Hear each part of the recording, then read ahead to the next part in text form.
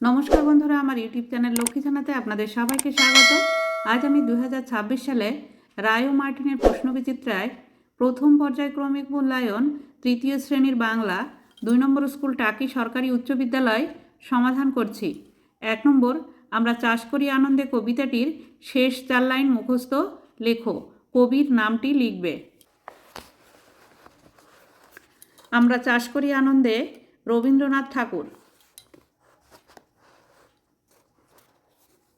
মাতের এখন তরুণ কবি নৃত্য দোদুল ছন্দে, ধানের শীষে পুলক ছোটে, সকল ধরা হেসে ওঠে,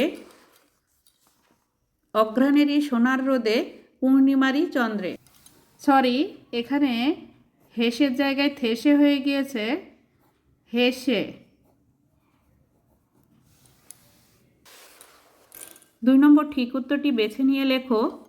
নাম্বার ক, সত্যি শোনা গল্পে বুড়ো চাষি তার ছেলেকে ডেকে বলেছিলেন গুপ্তধনের কথা, মাটির নিচে পুঁতে রাখা সোনার কথা, টাকা পয়সার কথা, নিজের অসুস্থতার কথা। মাটির নিচে পুঁতে রাখা সোনার কথা। নাম্বার খ, ট্রেন এসে দাঁড়িয়েছিল যে স্টেশনটিতে, শিয়ালদহ, মেদিনীপুর, কারমাটার, বেলানগর। কারমাটার। নাম্বার গ, বনের পশু পাখিরা শিকারীকে ভালোবাসত, ঘৃণা করত, ভয় পেত, উপহাস করত। বনের পশু পাখিরা শিকারীকে ভয় পেত। নাম্বার ঘ, পৃথিবীর পাতা ভরা বাগানে নেমে এলো জলপরীরা, ফুলপরীরা, বনপরীরা, পরীরা। পৃথিবীর পাতা ভরা বাগানে নেমে এলো ফুলপরীরা। 3 নম্বর শূন্যস্থান পূরণ করো। নাম্বার ক, হিজিবিজি ভাবনারা মনে আসে যখনই। হিজিবিজি।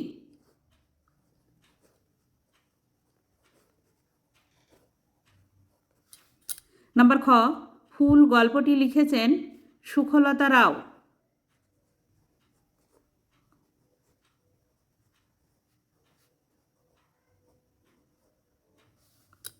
নাম্বার গ, কুলি যে নামে নিজের পরিচয় দিয়েছিলেন তা হল ঈশ্বরচন্দ্র শর্মা।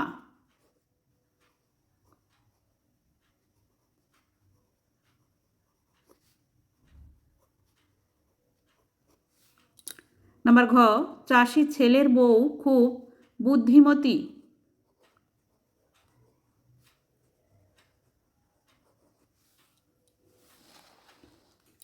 চার নম্বর নিচের প্রশ্নগুলির 2-1টি বাক্যে উত্তর দাও। নাম্বার ক, গভীর জঙ্গলে সারা রাত ফুলপরীরা কি করে? গভীর জঙ্গলে সারা রাত ফুলপরীরা হাত ধরাধরি করে নাচে। নাম্বার খ, গল্পের শিকারীটি কিভাবে তার দিন কাটাতো? গল্পের শিকারীটি সবসময় বনে বনে ঘুরত, বনের ফল খেত, বনেই পাখি শিকার করে, বনেই রান্না করে খেত। এভাবেই তার দিন কাটাতো। নাম্বার গ, সত্যি শোনা গল্পটি পড়ে তুমি কি শিক্ষা পেলে? সত্যি শোনা গল্পটি পড়ে আমি বুঝেছি বুদ্ধি থাকলে আর কঠোর পরিশ্রম করলে তার পুরস্কার পেতে দেরি হয় না। নাম্বার খ, তোমাদের পাঠ্য কোন গানটি রবীন্দ্রনাথ ঠাকুরের লেখা? তিনি কত সালে নোবেল পুরস্কার পান? আমাদের পাঠ্য আজ ধানের ক্ষেতে গানটি রবীন্দ্রনাথ ঠাকুরের লেখা। তিনি 1913 সালে নোবেল পুরস্কার পান। 5 নম্বর নির্দেশ অনুসারে নিচের প্রশ্নগুলির উত্তর দাও। নাম্বার ক, শব্দার্থ লেখো। অ, পারিশ্রমিক। পারিশ্রমিক কথার অর্থ মজুরি।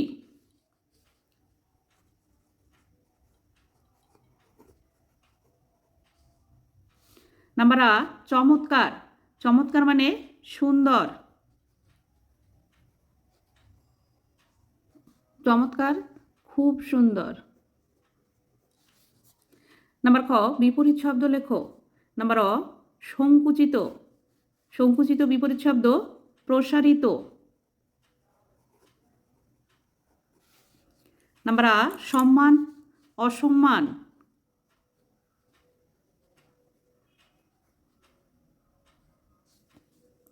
নাম্বার গ শব্দযুগলের অর্থ পার্থক্য দেখাও। নাম্বার অ বয়াকার ডয় বিন্দু রয় হসি বাড়ি, বাড়ি মানে ঘর বা গৃহ। বয়াকার রয় হসি বাড়ি, বাড়ি মানে জল। নাম্বার আ দন্তস্বয়কার আশা, আশা মানে আগমন।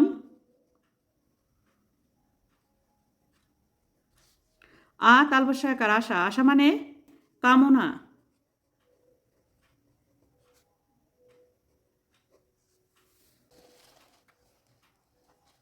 নাম্বার খ বর্ণ বিশ্লেষণ করো।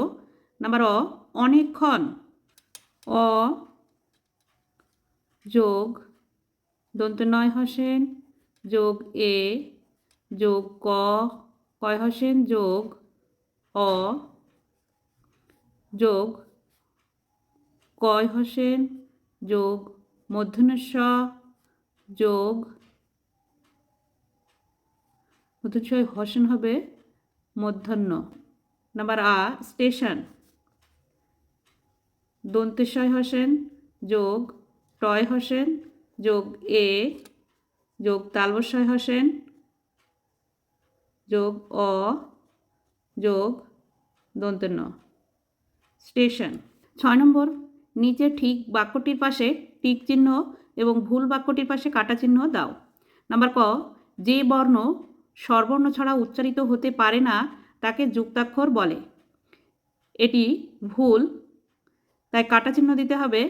যে বর্ণ স্বরবর্ণ ছাড়া উচ্চারিত হতে পারে না তাকে ব্যঞ্জনবর্ণ বলে।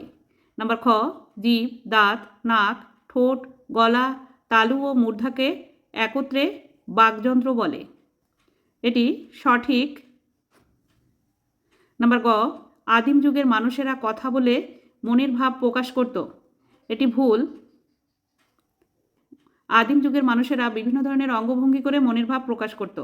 নাম্বার ঘ বাংলা ভাষায় স্বরবর্ণের সংখ্যা 11টি।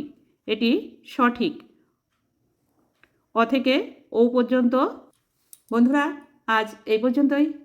ভিডিওটি ভালো লাগলে লাইক, কমেন্ট ও শেয়ার করবেন এবং চ্যানেলটি সাবস্ক্রাইব করবেন।